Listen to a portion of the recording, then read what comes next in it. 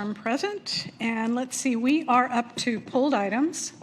We have 4 pulled items, 3, 49, 69, and 76. So we will start with item 3. And Councilmember Ryan Alter, you pulled this one. Yes, thank you very much, Mayor Pro Tem. I just have a couple quick questions for the Director, Austin Resource, just to get a little context on this item. This is the item about their administrative rule change and them coming before council or not.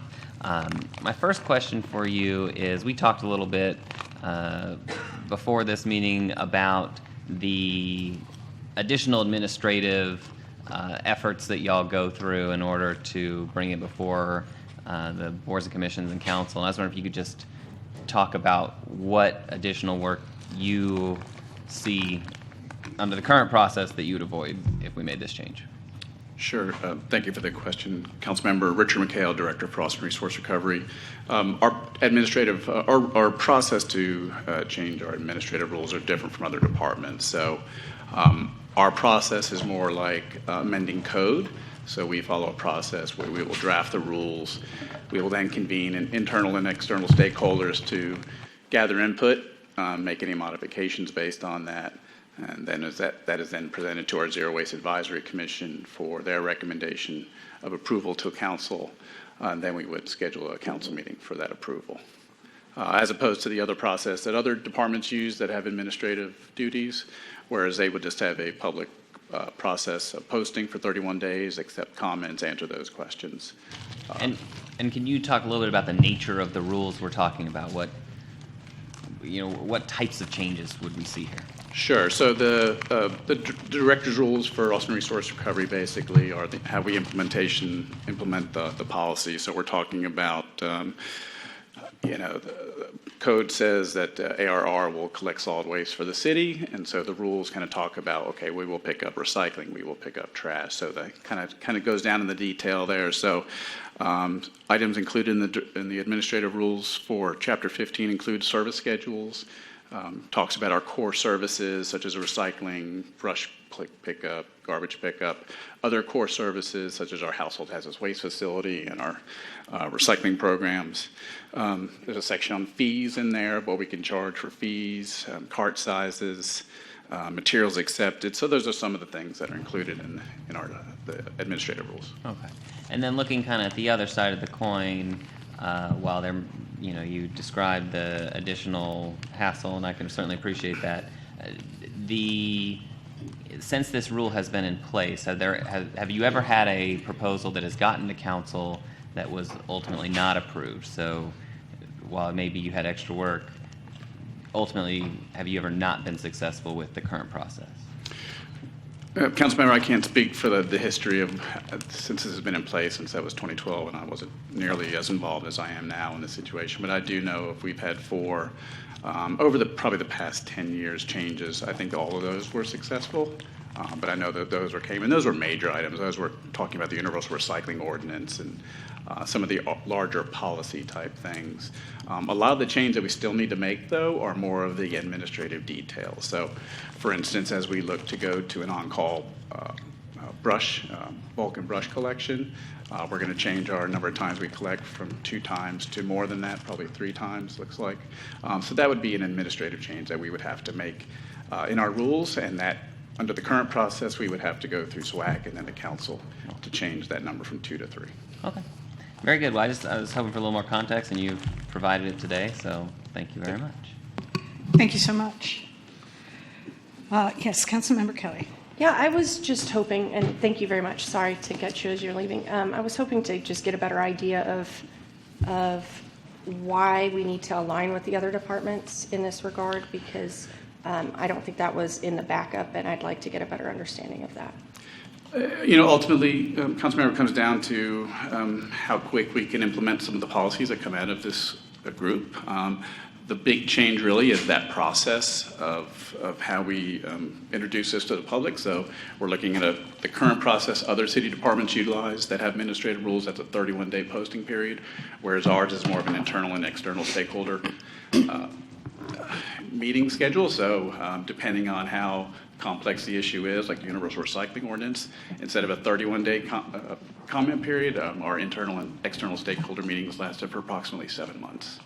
Okay, so in regards to your internal and external stakeholder process, you're telling me that that went on for 7 months? Could you tell me? For the URO, the feedback and setting up meetings with the public and the hauling community, just so we have all the players and all the voices at the table.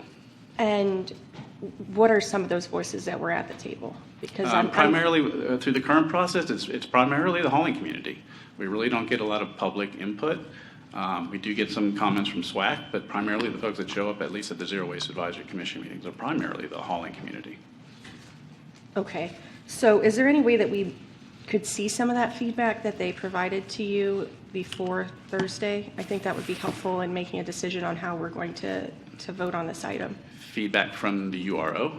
Yes, through the process that you said with the stakeholders. I can certainly gather that was many years ago. We can certainly do some digging on that. Okay, so was there a recent stakeholder process? I'm sorry if it sounds like I'm confused. Yeah, we did actually. I think our most recent one was back in last in 2022 when we came to this body there was a conflict between some of the language in the rules and the code where it wasn't consistent. So we came to address that. So that was the most recent one that we had. But on this item in specific, was there a stakeholder process? It sounds like there were previously, unless you made the decision to create this change based on that feedback from 2022. I'm just trying to figure out, I'm hearing from stakeholders in the community that are saying that they were not informed of this and they were not talked to about this change. And so I'm trying to find out where that disconnect is. About this change to the code? Yes. Okay. So, I mean, this was brought up at our SWAC meeting. Okay. So. Was there any other external input? No, this just came up at our SWAC meeting where we introduced it last week. So then my next question is that if we were to postpone this item and request that you do some external stakeholder feedback in relation to it, would it have any effect on what you all are trying to accomplish? No, we could still effectively do the same thing at a later point. Okay. Is there a situation you see where some of that external feedback may put you in a different direction in regards to moving forward with this item?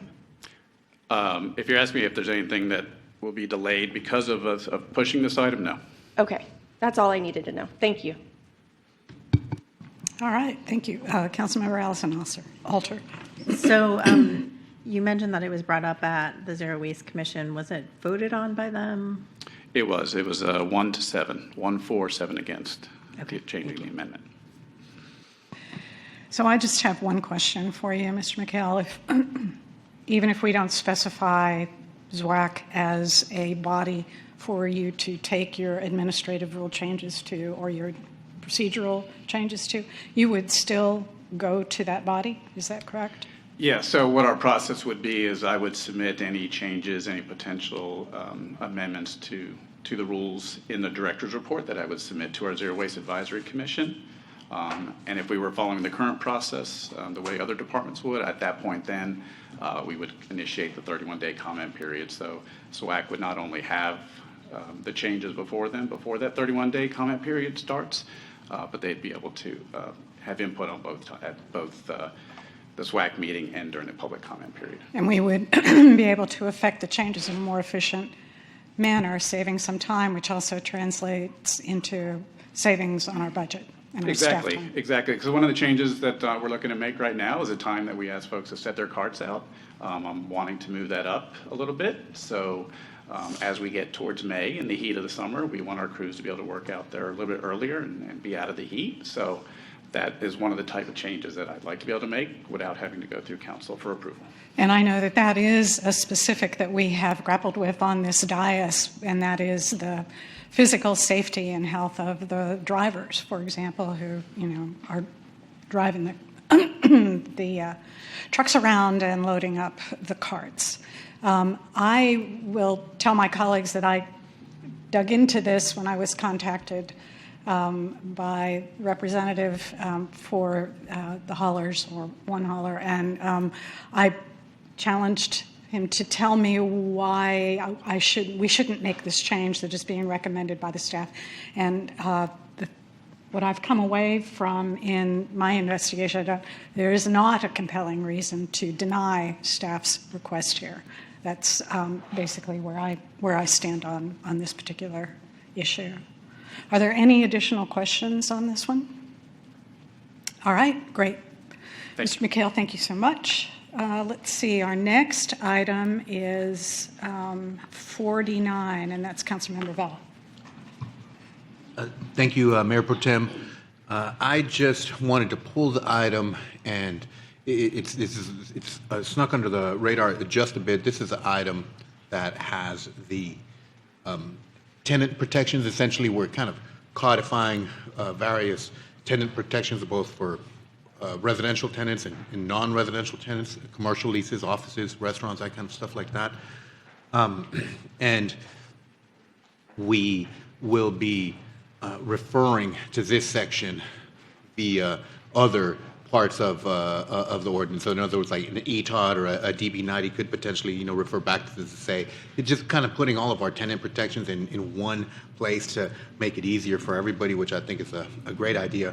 I understand that the Planning Commission is going to be discussing this at the meeting tonight. They may have some recommended changes, so I just really wanted to give everybody a heads up that this is going to be discussed in terms of how it functions with ETOD. We'll get some recommendations from the Planning Commission, I anticipate tonight, and then we'll have the benefit of those recommendations come Thursday.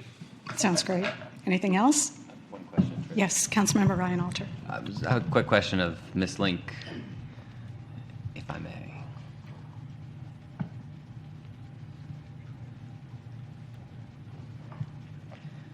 And I just want to get a clarification on the proposed changes to 41832, that what we are talking about in terms of replacement, it's a replacement of the units by count, not necessarily by affordability. Trish Link with the Law Department.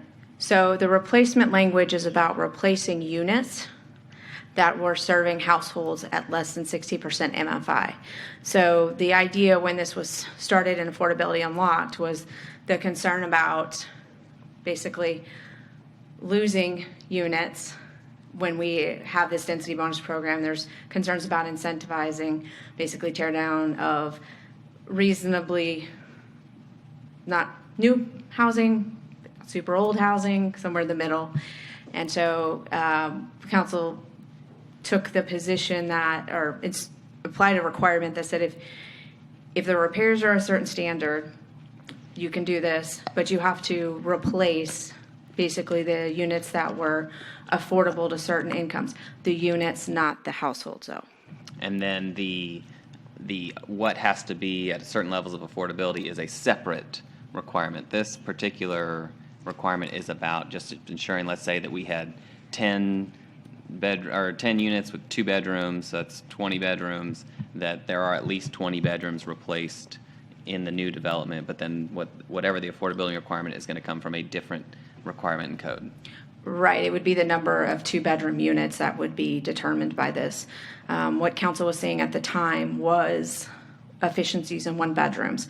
Our older complexes tend to have larger bedroom counts, and so council wanted to maintain that. Thank you very much. All right, anything more on this one? We are moving to item 69, which is Councilmember Ryan Alter. Thank you very much. I just want to discuss 2 elements here, and this is the charter review item. First, as it relates to recommendation number 4, this is when we hold the election. So you'll recall we had the Charter Review Commission come back and say that for ordinance petitions or charter petitions, we would move those to municipal elections, which are gubernatorial or presidential elections. We had contemplated, and I'm still trying to decide, but I want to kind of daylight for everybody here, a potential change to moving charter elections to always being on a presidential cycle, so once every 4 years, and having the petitions be every 2-year possibilities, just trying to get the right balance of incentivizing people to go to the petition and not to, to an ordinance and not to a charter because of, I feel like a charter should be a higher standard, and by making them both gubernatorial and presidential, we're potentially kind of creating them at the same level. And so I just want to highlight that for everybody so it's not a surprise if later on that comes along. And then the other is just a note about, I know I have received some emails, I imagine y'all have as well, about the 3.5% threshold for citizen-initiated petitions. And part of that talks about, thank you, that, we don't want to degrade the public's ability to participate, and especially looking back historically when the SOS ordinance was passed. At that time, it was a 10% requirement to get on the ballot. And what we're talking about here is right now 20,000 or 3.5%. So we are still way below even what that threshold was, which was a threshold for 50 years. And before that, it was even higher, it was at 25%. So to say that we are not honoring our history and looking to when, these big successful initiatives have been put in place, I think is just not consistent with the history of this particular issue. So just want to bring that up. Thank you. Yes, Councilmember Allison Halter? So I think we're posted to discuss and possibly adopt. So do we have a sense of how we want to handle this over the next several weeks, and whether we're planning to vote on Thursday or what we should be prepared for? I haven't seen a proposal, from council, and I think this is an opportunity to discuss what we like and what we don't like, but with the events of the last week, I think some of us are a little distracted from that, and so I just wanted to get a sense of where what we're planning and what we're thinking and what the deadlines need to be in order to do it. I think that's a good question, and I think since the mayor isn't here right now, I would like to include him in that question, and we can all think about whether we're even prepared to take on that item for vote on Thursday, but we can certainly have the presentation from the staff and then see where we're at. But if it's okay with you, I would ask that we pass that question along to the mayor. Was there I'm sorry, I wasn't here right at the beginning, so is there a presentation on this from staff? I thought we already had. Okay, I'm sorry. Just making our way to the microphone. We did have a presentation. Good morning, or good afternoon, rather. Wajih Risby with the Law Department. We did have a presentation prepared for Thursday. We're happy to go through that today, if that would be helpful to prepare for the discussion, or leave that to you all. I think this is the presentation that we saw at the Audit and Finance Committee, maybe expanded somewhat. This is a follow-up to the discussion that we had at the April 16th work session, where we're sort of providing a little bit more clarification on the schedule, as well as what are some potential policy ends that could be effectuated without changing the charter, because of course changing any type of language, big or small, in the charter would require a charter election. So we wanted to highlight some potentials that the Charter Review Commission had mentioned. Don't necessarily need to be done through a charter. They could be done through an ordinance or a resolution. So yeah, we just wanted to kind of lay that out and put a finer point on it. And I appreciate your offering to do it today, but honestly, I would again defer to wait for the mayor and for the dais to be full, as Councilmember Fuentes isn't here either, and so out of respect for them, if that sounds all right? Okay. So then I think that makes a lot of sense, Mayor Pro Tem Poole. I would ask then that we assume that we are not voting on Thursday. Somebody can bring a proposal for us to consider, but that, we would be voting on this sort of at the May 30th meeting if it needs to be done before break, or at the July meeting, depending on what is required. Understand. Wise. Yeah, so we'll put this on the list But for we will the have the mayor presentation on Thursday, but that to weigh in and on. we can have some conversation on Thursday, if we want to have more of it, that we're not planning that we're voting on Thursday on something that we haven't seen a draft of. And Yeah, we and will, just- we will get yes. Just We'll tell get us. the input from the mayor and we'll decide how we will proceed on Thursday. But those are good suggestions. Yes. And it is also on the May 30th. It will be on the May 30th agenda as discussion and possible action, so. So the vote would not need to happen this week anyway, because you were planning to have it posted again for the Correct. meeting It's- after this one. Oh, well, Correct. that I think will relieve us greatly. Does that sound good to everybody? Councilmember Alter, does that sound? Okay, great. Yes, Councilmember Vella? All right. Okay. And anything more on that one? Item 76 is Councilmember Kelly. Thank And you. This is our last item. So item 76 is to conduct a public hearing in accordance with Texas Parks and Wildlife Code, Chapter 26, and consider a resolution authorizing a temporary change of use of dedicated parkland known as the Upper Bull Creek Greenbelt to allow watershed protection to utilize that parkland for temporary storage and staging during the construction of the Old Lampasas Dam Modernization Project. The dam modernization project is very important to the community. It will mitigate potential flooding, but there are some concerns from the community, and I've done extensive stakeholder engagement and feedback, including with individuals from Bull Creek Ranch and the mountain. And as such, I plan on bringing forward an amendment for 3 different things that I believe will help make our community more appeased with that temporary use and storage of those items. Part of the reason that I believe this is such a big deal for those communities goes all the way back to when I was in high school and we did the lift station over there. There were a lot of problems related to noise and traffic that I believe can really be mitigated to not only keep that parkland great, but also allow for the modernization of that dam. So I just wanted to read out what I plan to bring forward, and I've checked with the legal department. They're okay with this. But I will be motioning to amend line 25 to read as follows. Therefore, be it resolved, City Council directs the city manager to conduct an environmental impact assessment on the parkland prior to construction. This would include preventative measures to protect the parkland, coupled with a comprehensive restoration plan to return the area to its original state or better after the construction concludes.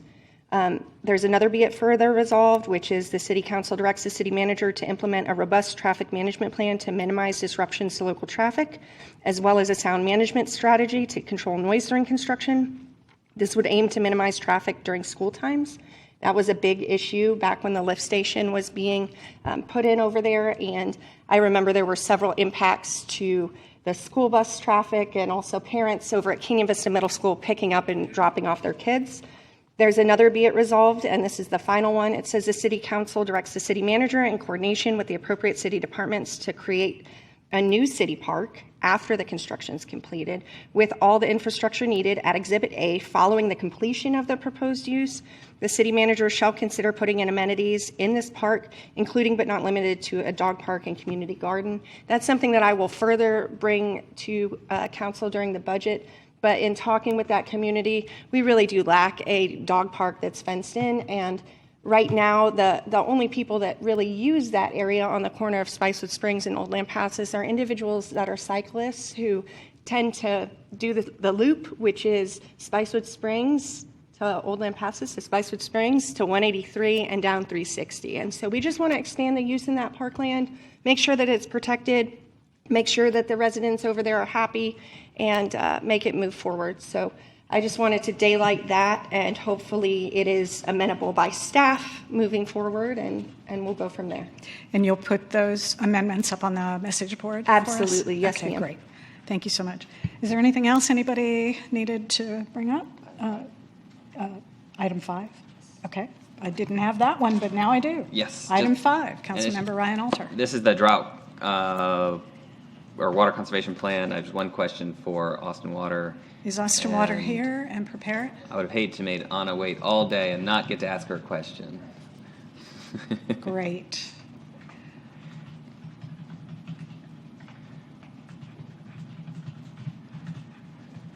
Welcome, Ms. Brian Borja.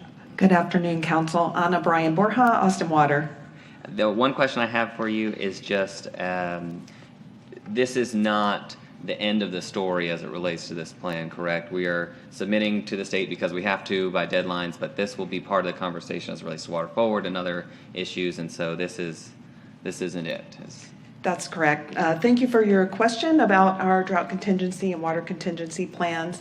Austin Water does desire to submit these to the TCEQ this month to meet the state's deadline, which is in May of 2024. However, we recognize that there's an opportunity to gather additional input from the community. We have begun a dialogue with our Water Forward Task Force, and they have provided us with some excellent input on our plans. So we want to continue that dialogue with them over the course of the summer. We are preparing an update to our Water Forward plan. So updates to the Water Conservation Plan go hand in hand with updates to the Water Forward plan. So we want to bring back to council in November the updated Water Forward plan, along with any resulting changes to water conservation and drought conservation plans. Council will have the opportunity to adopt those updated plans, and we will resubmit them to the state. Great. Well, thank you very much. And I think, we look back at what our goals were 5 years ago and where we landed, and some of them we got close, and some of them, a little not quite as close. And so just seeing what worked, what didn't, whether or not we needed to make certain investments in various areas that we didn't, or our successes, we can kind of double down in those areas. But appreciate that response and look forward to that work. Thank you. Thank you, Councilmember. And I would also ask, I noticed that our director, Director Ralston, is here as well. If you could, when you present on this item, if you present on this on Thursday, could you let us know, and maybe this just even in a memo, how our rules tend to be more stringent than what the state or the LCRA or the plan that we're having to submit this for, because this is a requirement of the state of Texas, and also the deadline. There are some ramifications if we don't submit it, so we have to submit it, but that our policy and our vision is much more conservative, if you will. And it might be useful for us to see in those instances how that is the case, and then when we hear from our constituents, we can explain and offer some more specific data. Certainly. Great. Thank you. Thank you. Anything else? Thanks for bringing that up, Councilmember Alter. All right. I think, colleagues, we are done. And so for the work session today at 2:29, I call us adjourned. Awesome. Thank you all. Thanks, staff.